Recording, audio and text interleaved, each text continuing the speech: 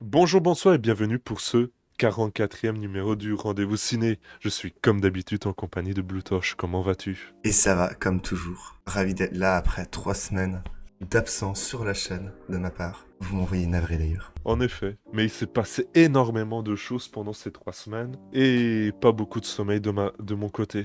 Mais ça, j'ai l'habitude. Bref, ce mercredi, je vais vous parler d'une comédie française exceptionnellement. Nous allons vous parler d'un nouvel épisode de la saga du célèbre Agent 007 et nous continuerons les recommandations de films d'horreur pour ce mois Scary Spooky du mois d'octobre. La semaine dernière, c'était Psycho Gorman, une comédie horrifique aux élans de film bis et cette semaine nous vous parlerons de Quentin Tarantino et de Georges Clooney qui passent une nuit un peu agitée dans un bar glaucométique. Et ben sans plus tarder, nous pouvons commencer par le premier film de cette sélection. Cette musique ne joue pour personne. Nouvelle réalisation de Samuel Benchetrit. C'est le premier Benchetrit que je vois, avec un casting colossal notamment, car il rassemble François Damiens, Vanessa Paradis, Joe Starr, Bully Lanners, Vincent McCain, Gustave Carverne, entre autres évidemment. Il y a une belle brochette de comédiens. Mais l'histoire du film nous raconte comment une bande de voyous vivant dans la violence et qui voient leur vie changer grâce à l'art et le théâtre, l'art de manière générale, mais plus spécifiquement le théâtre, la poésie et surtout l'amour, ça va les amener à évoluer. C'est sûr qu'un pitch comme ça donne pas très envie au grand public d'aller le voir, et pourtant c'est une vraie comédie. Le film est pas du tout pompeux, contrairement à ce que le pitch peut laisser entendre. La comédie marche surtout sur les dialogues, et sur le fait que les scénettes soient construits en duo de personnages. Notamment, le personnage de Vanessa Paradis est construit en parallèle dans des scénettes avec le personnage de Gustave Carverne, François Damiens avec Ramzi Bedia, Bully Lanners avec Joe Starr, qui sont d'ailleurs des scénettes les plus rigolotes du film, où Bully Lanners cite des paragraphes ou des citations de livres de développement personnel, ce qui a le don d'irriter particulièrement Joe Starr. Vous pouvez voir une petite scénette justement dans les bandes annonces si vous êtes curieux. La mise en scène est très bien travaillée avec un joli travail du rythme et des travelling qui permet de mettre en valeur la comédie et permet de mettre en avant les comédiens qui rend vraiment le film réconfortant puisque c'est vraiment un film plus réconfortant que humoristique dans le sens premier du terme. Même si j'insiste, le film est drôle. Le film est sur des hommes un peu bourrus, mais qui maîtrisent leurs émotions de façon minimaliste. Et c'est assez impressionnant de voir la justesse de leur jeu. Et notamment, la musique est très bien utilisée. Le film est drôle et touchant et je vous le recommande. Honnêtement, le film a l'air très chouette de la manière dont tu le décris et je suis un peu déçu de ne pas l'avoir vu en vrai parce que ça a l'air d'être vraiment un film assez intéressant. Le synopsis et la manière dont on a parlé en vrai rappelle pas mal le film qu'on avait vu au précédent rendez-vous ciné. Je vais retrouver Le Grand Bain. Rappelle pas mal Le Grand Bain mais avec mais fait d'une manière beaucoup plus humoristique pour retirer un peu le côté dépressif du Grand Bain. Donc clairement, le film avait l'air plutôt pas mal. Et je suis limite un peu déçu de pas l'avoir vu, clairement. Oui, je suis d'accord, c'est comme le grand bain, une bande de mecs, sauf que là, ils ne sont pas dépressifs, ce sont des voyous de bas étage et je vous le recommande. D'une certaine manière, comme avec Le Grand Bain, ils vont être sauvés, cette fois-ci plus par le théâtre et la musique, de ce que tu avais l'air de dire. Oui, que par la notation synchronisée. Voilà. Donc en vrai, le film a l'air pas mal, un peu comme Le Grand Bain. Et honnêtement, il devrait être assez chouette à voir. Donc je vous le recommande aussi, même si moi je ne l'ai pas vu, donc je ne peux pas spécialement le juger. Passons maintenant au film que tout le monde attend, No Time to Die. Dernier film de Daniel Craig pour la saga James Bond. Et donc le film nous raconte l'histoire de James Bond qui a pris sa retraite jusqu'au moment où un vieil ami à lui de la CIA lui révèle qu'un scientifique développant une arme biologique redoutable a été kidnappé par un méchant vraiment très méchant. Et c'est d'ailleurs le film le plus long de la saga. Mais avant de commencer sur le film à proprement parler, est-ce que tu as déjà vu des films de la saga James Bond? Alors oui, j'ai vu pas mal de films de saga James Bond, mais je n'avais pas vu Spectre. C'est d'ailleurs, je crois, un des seuls films avec ce James Bond-là que je n'ai pas vu, si je ne me trompe pas. Après, j'aurais vu quand même quelques-uns James Bond, 5-6 au moins, je dirais. Avec que Daniel Craig ou... Non, pas spécialement avec Daniel Craig, j'ai vu aussi des films avec un ou deux autres James Bond. Enfin, mes parents ont à peu près tous les James Bond en DVD, donc j'en ai vu quand même pas mal. Tous les James Bond récents plutôt. Eh bien, moi, je n'ai vu que Skyfall et Spectre, et c'était il y a très longtemps. Donc, vous pouvez juger notre légitimité à parler de ce film si on n'a pas vu tous les films de la saga. Et n'hésitez pas à nous insulter dans les commentaires. Merci pour le référencement. Je pense pas qu'il faut avoir vu tous les films de la saga pour spécialement juger ce film. Avoir vu tous les films avec Daniel Craig comme James Bond peut être pas mal par contre. Hein, notamment parce que le Spectre revient pas mal dans le film, dans l'intrigue. Et que globalement, moi je n'ai pas vu Spectre, donc je suis en mode ouais, je sais pas trop ce que c'est, moi Spectre, mais bon. En vrai, ça m'a pas empêché de comprendre le film à côté. Oui, mais il y a aussi une référence ou deux à Casino Royale. Mais on en reparlera à la critique. Qu'est-ce que tu as pensé de la chanson de Billie Eilish? Elle m'a pas marqué plus que ça, honnêtement. Je l'ai entendue, enfin, elle passe dans le film, donc j'ai remarqué sa présence, mais globalement, elle n'était pas hyper marquante non plus. Eh bien, je trouvais également. Mais bon, ce n'est pas vraiment notre genre de musique. Contrairement à Skyfall, qui à côté était beaucoup plus marquant dans les films James Bond, je trouve. Après, c'est peut-être juste mon avis. Oui, mais Skyfall, c'était vraiment quelque chose de particulier. Donc, en tout cas, pour ce James Bond, j'étais intrigué par le fait que ça soit la fin d'une saga, celle de Daniel Craig, et surtout par le fait que ça soit le réalisateur de True Detective saison 1, que j'aime beaucoup. Blue Torch, qu'est-ce que tu as pensé de ce James Bond? Mourir peut attendre. En vrai, le film est quand même un James Bond assez classique, j'ai trouvé. Il n'y a pas une grosse prise de risque par rapport aux autres James Bond. Après, du coup, on peut retrouver tous les avantages qu'il y a dans les autres James Bond et tous les défauts, évidemment, qu'il y a dans les autres James Bond. Mais du coup, ça fait que, de base, si vous aimez la saga James Bond, pour moi, vous allez aimer ce film. Le film a quand même quelques particularités par rapport aux autres James Bond, évidemment. Sinon, ce serait exactement les mêmes films. Le film serait limite juste une copie et ça rendrait le film pas du tout intéressant. Mais j'ai quand même noté, du coup, quelques points, notamment le fait que le film était plutôt émouvant par moment. Enfin, comme j'ai dit, j'ai pas vu Spectre, mais typiquement dans Skyfall, il y a eu aucun moment que j'avais trouvé où j'avais vraiment de grosses émotions dans le film. Là où ici, le film avait vraiment quelques scènes qui donnaient de réelles émotions. Ça, c'est plutôt bien parce que ça change pas mal des films généralement qui sont juste pampants et intrigues parfois compliquées.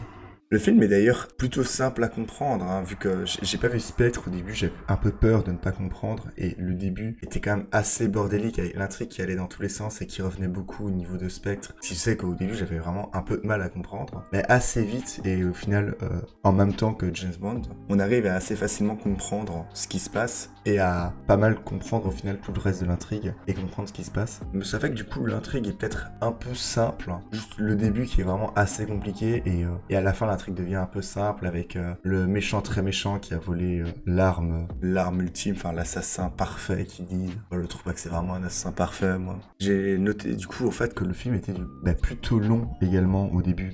En même temps c'est normal vu que le film part un peu dans tous les sens dans l'intrigue, on peut se perdre facilement et ça va être le premier tiers du film est assez lent et on peut un peu se faire chier quand même pas mal pendant le premier tiers du film, même s'il se rattrape quand même pas mal sur la fin.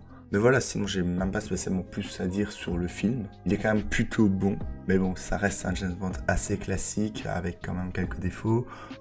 Après voilà, sinon je conseillerais pas forcément ce film aux personnes qui n'aiment pas les James Bond ou qui n'ont jamais vu James Bond. Mais sinon, si par contre vous aimez les James Bond et que en général vous avez déjà vu tous les James Bond avec Daniel Craig typiquement, clairement allez voir ce film parce que c'est un film qui vous plaira certainement. Ce sera pas forcément votre film préféré, pas non plus le film préféré de la saga, mais c'est clairement un plutôt bon film à ce niveau-là. Mais toi, Dio, qu'est-ce que t'as à dire dessus?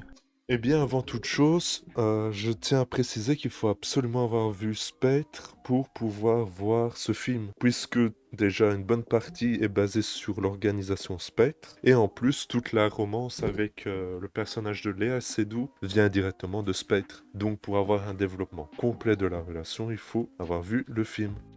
Donc je trouve que le film est quand même assez maîtrisé, surtout dans les scènes de baston, où il y a de très jolies chorégraphies, notamment je pense à Cuba. Voilà, pour ceux qui ont vu le film, vous voyez de quoi je parle. Je trouve que la mise en scène est, de façon générale, très efficace, notamment dans cette double intro, qui, dans la première partie, est un slasher, avec Rami Malek qui est vraiment filmé comme un monstre, tandis que dans la deuxième partie, c'est plus un film romantique qu'un film Bond classique. Et bizarrement, cette dualité fonctionne très bien. Là où, généralement, dans les doubles intros, dans les films américains, on a la sensation que le film bégaye, et c'est assez triste. Mais la mise en scène est, de manière générale, très spectaculaire, avec beaucoup d'explosions, beaucoup de courses-poursuites, James Bond, quoi. Et avec quelques presque plans séquences à noter, mais ma foi, je les ai notés. L'histoire essaye de recréer une intrigue en remontant de façon assez bizarre les éléments de la saga de Craig pour pouvoir développer sa propre histoire. Et bon, d'où les 2h45. D'ailleurs, 2h45, c'est beaucoup trop long, surtout quand c'est mal écrit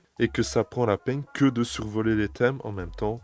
Si vous voulez approfondir les thèmes, bon, c'est plus 2h45, c'est 6 heures de film. Et 6 heures de film, non merci. Déjà, 4 heures de film de Snyder Cut, c'était bourratif, mais 6 heures de James Bond, s'il vous plaît, on n'a pas que ça à faire. Cependant, les acteurs sont géniaux, avec comme seul bémol le personnage de Rami Malek qui est assez ridicule, très mal écrit, et là, quoi, 5-10 minutes dans le film, sur un film de 2h45, je trouve que c'est un beau gâchis. Mais mine de rien, les 40 premières minutes montrent ce que peut faire, ce qui aurait pu être le film James Bond de façon très efficace. Et après, il se perd dans tout ce que le film peut se perdre en intrigue, notamment en intrigue amoureuse et en intrigue pseudo-mystérieuse. Notamment le personnage de Léa Seydoux qui dit dans l'introduction « J'ai un terrible secret ». Et après, c'est ignoré par les scénaristes pendant 1h30 avant de dire « Ben, on n'avait pas un secret à dire ». Et hop, il repasse 1 heure avant que les personnages se rendent compte du secret de Léa Seydoux. Et voilà, on peut démarrer. C'était un peu long et laborieux, vraiment, ce script. Mais mine de rien, je vous conseille de voir ce film, ne fût-ce que pour le spectaculaire et la photographie, et les scènes de baston surtout. Donc, foncez le voir. Et j'imagine que vous n'avez pas attendu notre avis pour regarder ce film. Il y a un point sur lequel j'aimerais encore revenir, que j'ai même pas noté dans mes notes d'ailleurs. C'est le fait que la nouvelle 007 est un rôle dans le film plutôt très anecdotique. En fait, c'est pas vraiment un défaut. Limite, même ça pourrait être considéré comme une qualité vu sur certains angles. Mais c'est assez étonnant qu'elle ait un rôle si anecdotique, surtout que dans la bande-annonce, elle avait l'air d'avoir un rôle beaucoup plus important. Oui, mais c'était pour créer une pseudo-polémique chez les gens un peu bébêtes qui n'aiment pas la diversité là où il pourrait en avoir. Et là, évidemment que James Bond sera toujours un homme blanc assez vieux. Évidemment qu'ils vont pas mettre une femme noire là. Notamment dans un très mauvais sketch de Norman où ils appelaient My Name is Bond, Fatoumata Bond. Qu'est-ce que c'était mauvais. D'autres questions sur le film ? Non, pas spécialement. On a bien fait le tour, je trouve. Bah, on a plus que fait le tour. On a fait le périmètre, l'air, la profondeur, tout. Passons au dernier film de cette sélection. Une nuit en enfer. Une nuit en enfer raconte comment 2 gangsters, George Clooney et Quentin Tarantino, après avoir volé un sacré paquet d'argent, décident d'aller au Mexique et d'attendre leur complice mexicain dans un bar assez sordide. Et globalement, c'est ça l'histoire du film. Je vais commencer étant la personne qui a le plus aimé ce film, parce que je le trouve fantastique en fait. C'est un délire de cinéphile créatif aux allures de série Z de haute volée. Écrit par un excellent Quentin Tarantino et réalisé et monté par son ami fan de divertissement populaire survitaminé Robert Rodriguez. Le film est vraiment divisé en 2 parties. La première partie ressemblant vraiment à du Tarantino où le film est bien découpé au sujet pulp, à la violence organique et jubilatoire avec vraiment beaucoup de dialogue. Tandis que la deuxième partie, le parti plutôt Rodriguez, parle plutôt de couleurs, enfin montre plutôt une grande diversité de couleurs avec un montage captivant, des chorégraphies mémorables qui plongent dans le bis avec un plaisir cathartique, généreux et très féroce qui déconstruit entièrement la figure du vampire. Loin de tous ces Twilight, j'aime pas beaucoup cette saga. Mais on aura peut-être l'occasion d'en reparler un jour. Peut-être. Hâte de voir le rendez-vous ciné spécial Twilight perso. En vrai, il y a tellement de films qu'on devrait faire une émission une émission, on revient sur chaque film de la saga et ça va être une douleur. Mais bref, nous ne sommes pas ici pour parler de mauvais films. Là, je sens le regard des approbateurs de Blue Torch, c'est fantastique. Le casting est phénoménal. Kettel, Tarantino, Clooney, Trejo et surtout Hayek. Hayek que je trouve vraiment magnétique. Elle a une toute petite présence dans le film et pourtant sa beauté et son charisme est vraiment captivant. Et je terminerai en disant que c'est un film d'une jouissance totale et décomplexée qui est vraiment un grand plaisir de cinéma. Mais Blue Torch n'est pas d'accord avec moi.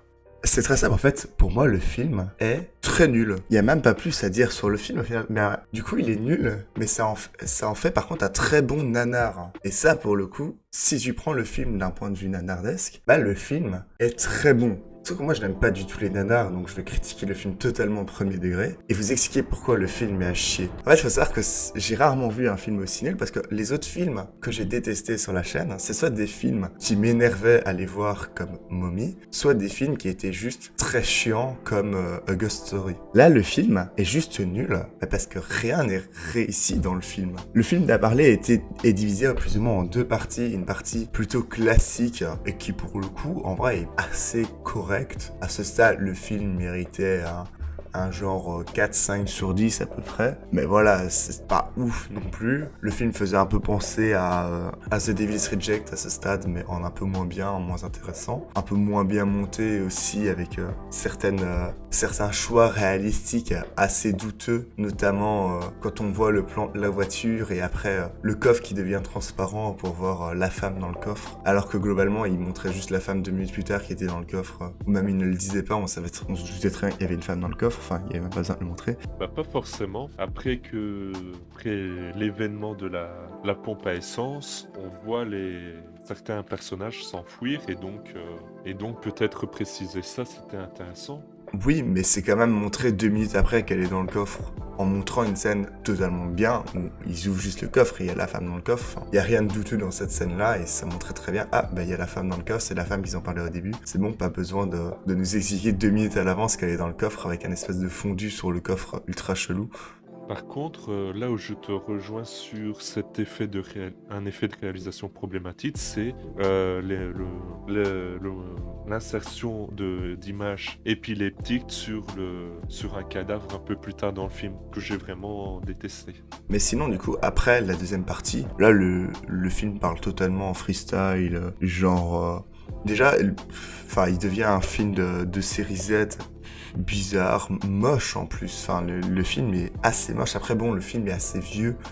Donc juger de la beauté des effets spéciaux, de la beauté des vampires, de la manière dont les vampires meurent, c'est assez drôle d'ailleurs de voir certains vampires explosés parce qu'ils se prennent genre un petit jet d'eau sur la gueule ou des gars du genre. Ouais, mais c'est ça qui est rigolo, justement. Oui, mais c'est ce qui fait. Le film est vraiment un nanar, mais au plus au point. Et surtout à partir de cette deuxième partie, c'est vraiment la deuxième partie qui fait que le film est juste nul, qui fait que le film est un énorme nanar. Et vraiment, si vous aimez les nanars, bah, je vous conseille d'aller voir ce film parce que le film sera intéressant dans votre point de vue. Et si vous n'aimez pas les nanars, bah, le film est juste à chier et n'allez pas le voir. Enfin, il n'y a aucun intérêt. Le film est nul, pas réfléchi. Enfin, le film, à la limite, été créé dans le but, et ça je pense en plus que c'est vrai, il a été créé dans le but d'être un nanar, pas dans le but d'être un film bon. Comme le sont la plupart des films. Oui, totalement. C'est un film qui a pour but d'être une série Z. Et notamment, tu parlais des effets spéciaux, mais les maquillages et les explosions, c'est vraiment très marrant. Puisqu'on peut pas prendre ça au premier degré. Bon, sauf toi. Mais je suis un peu surpris que tu fasses partie de la team premier degré, je t'avoue. C'est surtout que je n'aime pas les nanars, donc je ne vois pas l'intérêt en fait de regarder un film purement dans le but de me dire ah bah là il est mauvais, c'est drôle lol. Si je veux voir un film drôle au second degré, bah il y a des films plus des comédies en fait qui seront bien. Genre En passant pécho, c'est pas mon film préféré typiquement de comédie, mais c'est un film très second degré qui est plutôt chouette à voir. Et j'ai pas l'intérêt à avoir un nanar, quoi. Enfin, si c'est regarder un film parce que le film est mauvais et de me dire ah putain, le film est tellement mauvais que ça en devient drôle, bah non, c'est pas intéressant. Je préfère voir un bon film. Mais le film est volontairement absurde en fait. C'est plus de l'absurdité que quelque chose de mauvais. Oui, je suis totalement d'accord. Le film a été fait pour être comme ça. Et pour le coup, je ne peux pas dire que le film a été raté parce que l'intention derrière est réussie, mais c'est pas parce que l'intention derrière le film est réussie que le film en est bon pour autant. Un film peut être réussi et mauvais en fait. Je vois ce que tu veux dire et je ne suis pas tout à fait d'accord. Ah, c'est pas le premier film que je juge réussi et qui est mauvais, que je juge réussi et que je juge mauvais sur la chaîne. Il y avait notamment un film du mois de septembre, hein, oui voilà, la Grande Bellezza, qui a été réussi et qui était mauvais à mon goût. Oui, mais La Grande Bellezza était surtout un film d'auteur et donc par conséquent parlait à peu de gens. Et donc c'est normal que tu sois resté en dehors, mais Une nuit en enfer est beaucoup plus grand public. Oui, mais ça ne le rend pas réussi pour autant. Ah si, ça le rend réussi, mais ça ne le rend pas bon pour autant.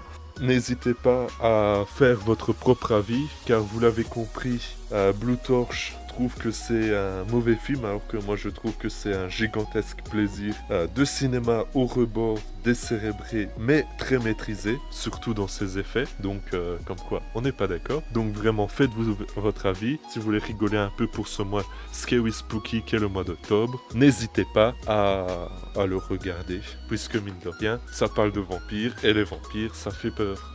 Alors je trouve quand même que c'est un très bon nanar, moi. Donc clairement, si vous aimez les nanars en général, ou que vous n'avez rien contre les nanars, vous pouvez aller le voir. Mais c'est un très mauvais film. Ok, je vais garder cette conclusion. Donc, c'est la fin de l'émission. Je tiens à vous remercier de l'avoir suivi. Si vous voulez soutenir la chaîne, vous pouvez vous abonner pour ne rater aucune émission. Partager nos émissions rigolotes de presque qualité pour les faire découvrir à vos amis. Vous pouvez également laisser un petit pouce bleu avec un beau commentaire ou suivre notre compte Twitter @vous-ciné où on vous parle de l'actualité du cinéma et de notre petite chaîne. Merci Bluetosh d'avoir participé à cette émission. De rien. On se retrouve la semaine prochaine pour parler de films. Voilà, notamment le prochain film du rendez-vous ciné sera un film qui fera peur. Voilà, après avoir bien rigolé lors des 2 dernières semaines, on va vous faire peur. À gros gros. Salut. À plus.